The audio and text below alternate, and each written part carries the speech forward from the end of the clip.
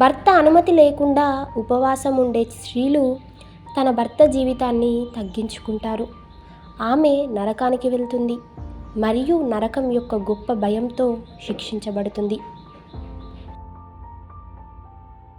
స్త్రీలకు తమ భర్తల కంటే విలువైన ఆభరణం లేదు. శకుంతలను ఉద్దేశించి దుష్మంత ఇలా అన్నాడు: మహిళలు సాధారణంగా అవాస్తవమే మాట్లాడుతారు. స్త్రీలు మరియు శూద్రులు వేదాల అధ్యయనం నుండి సామాజిక నియమాలచే నిషేధించబడ్డారు. స్త్రీల మనస్సు క్రమశిక్షణతో కూడుకున్నది కాదు. ఆమెకు తెలివితేటలు చాలా తక్కువ. అవి ఇంద్రుడు స్వయంగా చెప్పాడు.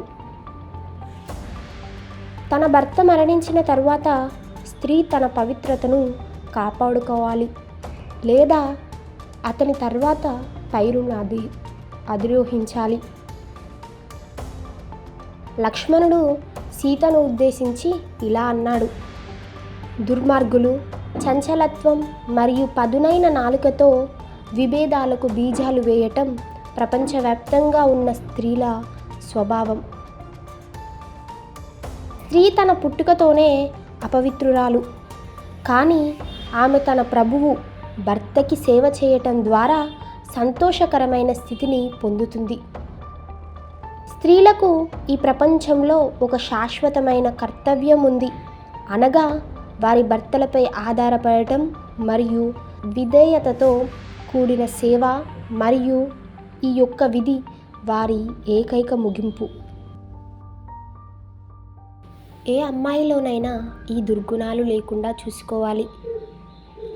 అలాంటి అమ్మాయి కనిపిస్తే ఆమె చెడ్డ భార్య అవుతుందని అర్థం తెలుసుకోండి. దానితో వైవాహిక జీవితాన్ని సంతోషంగా గడపటం అసాధ్యం. ఇంట్లో గందరగోళంతో పాటు అన్ని ప్రతికూల పరిస్థితులు ఎదురవుతాయి. మీకు ఈ వీడియో నచ్చినట్లయితే లైక్ చేయండి, షేర్ చేయండి, అలాగే మా ఛానల్ను సబ్స్క్రైబ్ చేయండి.